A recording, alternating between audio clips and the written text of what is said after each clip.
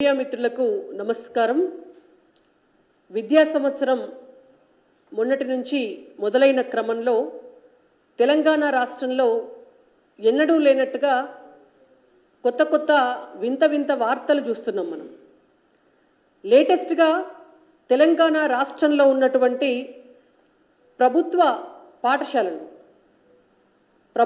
పాఠశాలలకు పాఠ్య పుస్తకాలు పంపించేటటువంటి క్రమంలో అధికారంలో ఉన్నటువంటి కాంగ్రెస్ పార్టీ పాఠ్య పుస్తకాల ముందు మాటలు ముఖ్యమంత్రి పేరు దగ్గర పాత ముఖ్యమంత్రి కేసీఆర్ గారి పేరు, విద్యాశాఖ మంత్రి పేరు దగ్గర సబితా ఇంద్రారెడ్డి గారి పేరు పెట్టి ముందు మాట ఉన్నటువంటి పుస్తకాలను అట్లనే ప్రచురించి అట్లనే స్కూళ్ళల్లో కూడా పంపించిన తర్వాత అక్కడ ఉన్నటువంటి ఉపాధ్యాయులు విద్యార్థులు చూసిన తర్వాత తప్ప ఈ వార్త వెలుగులోకి రాలేదు.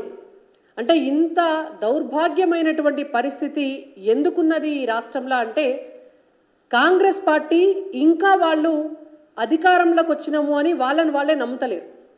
ఇంకా ముఖ్యమంత్రి కేసీఆర్ గారే, ఇంకా విద్యాశాఖ మంత్రి సబితా ఇంద్రారెడ్డి గారే అన్న అనుకొని ఉండాలి. లేకుంటే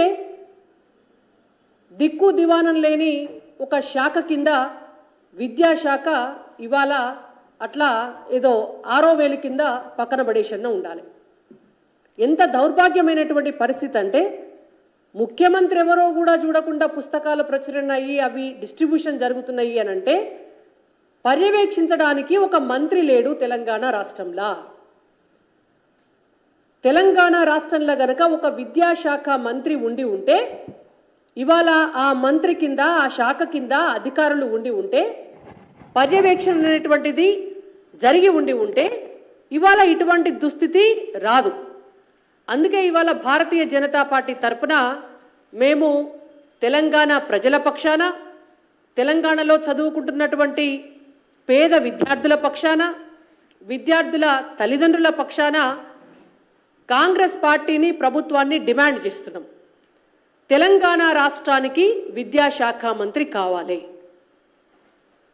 బడిబాట మొదలైంది, బడికి మంత్రి లేడు. తెలంగాణ రాష్ట్రంలో కాంగ్రెస్ ప్రభుత్వం రాగానే మద్యానికి మంత్రి ఉన్నాడు తప్ప విద్యకు మంత్రి లేడు. ఇది సిగ్గుపడాల్సినటువంటి అంశం. మద్యానికి మంత్రిని పెట్టినరు మీరు. కొత్త బ్రాండ్లు ఏం తీసుకురావాలి, ఆ బ్రాండ్లల్లో కమిషన్ ఎంత తీసుకోవాలి, టార్గెట్లు ఎక్సైజ్ డిపార్ట్మెంట్కి ఎంత పెట్టాలి, మద్యం ద్వారా ఆదాయం ఎంత పెంచుకోవాలి, ఈ సోయి ఉన్నటువంటి ముఖ్యమంత్రి గారికి మరి విద్యకు విద్యాశాఖకు కూడా ఒక మంత్రిని పెట్టాలి. పేద పిల్లలకు చదువు చెప్పేటటువంటి శాఖ ఇవాళ రాష్ట్ర అభివృద్ధి జరగాలి అంటే చదువు కావాలి పిల్లలకు అనేటువంటి సోయి ఎందుకు లేదు అని మేము ఇవాళ డిమాండ్ చేస్తున్నాం. ఎంత దారుణమైనటువంటి పరిస్థితి అంటే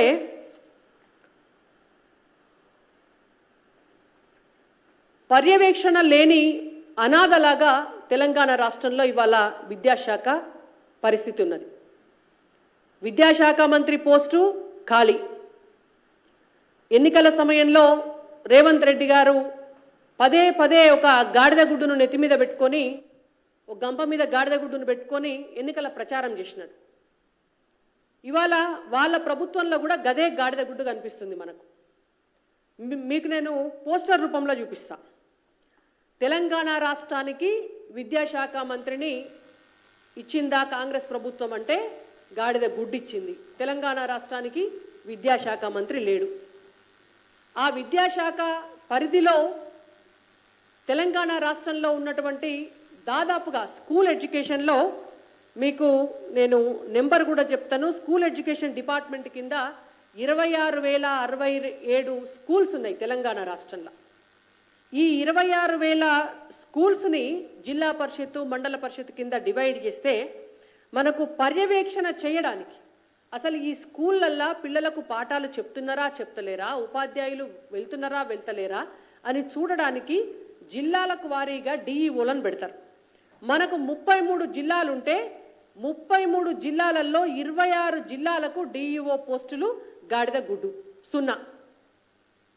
26 జిల్లాలకు డిఈఓ పోస్టులు లేవు. ఇవాళ వాళ్ళ తర్వాత డిప్యూటీ ఎడ్యుకేషన్ ఆఫీసర్స్ ఉంటారు. వాళ్ళు 62 మంది ఉండాలి తెలంగాణ రాష్ట్రంలో.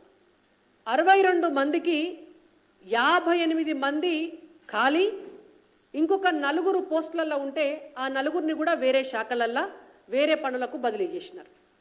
అంటే ఇవాళ డిప్యూటీ ఎడ్యుకేషన్ ఆఫీసర్లు తెలంగాణ రాష్ట్రంలో 0. అంటే కాంగ్రెస్ ప్రభుత్వము డిప్యూటీ ఎడ్యుకేషన్ ఆఫీసర్లకు గాడిద గుడ్డిచ్చింది స్కూళ్లకు అని అర్థం. దాని తర్వాత మండలాలు 615 మండలాలు ఉన్నాయి తెలంగాణ రాష్ట్రంలో. 615 మండలాలలో మండలానికో ఎంఈఓ ఉండాలి. ఆ మండలంలో ఉన్నటువంటి స్కూల్స్ అన్నిటినీ కూడా పర్యవేక్షణ చేయడానికి 617 మండలాలు ఉంటే 15 మండలాలు ఉంటే సిగ్గుపోతుంది చెప్పుకుంటే 17 మంది ఎంఈఓలు ఉన్నారు తెలంగాణ రాష్ట్రంలో. 17 మంది ఉన్నారు. మిగిలిన ఎంఈఓలు ఎక్కడ పోయినరు? కాంగ్రెస్ ప్రభుత్వం ఏమిచ్చింది అని అంటే మనకు గాడిద గుడ్డు. దీని తర్వాత ప్రభుత్వ పాఠశాలలలో ఉపాధ్యాయుల పోస్టులు 22,000 పోస్టులు ఖాళీ ఉంటే 11,000 పోస్టులకి మాత్రమే నోటిఫికేషన్ ఇచ్చి ఇంకా అప్లికేషన్లే తీసుకుంటున్నారు. ఇంకా అప్లికేషన్ల కానే ఉన్నది ఆ కథ అంతా. లిక్కర్ దందాకు మాత్రం అన్నీ అయిపోయినాయి. మినిస్ట్రీ దగ్గర నుంచి కింది దాకా మొత్తం అయిపోయినాయి. ఇవాళ ముఖ్యమంత్రి పోస్టుకు మాత్రం ప్రభుత్వంలోకి రాకముందే, అధికారంలోకి రాకముందే డేటు టైము మొత్తం ఫిక్స్ అయింది.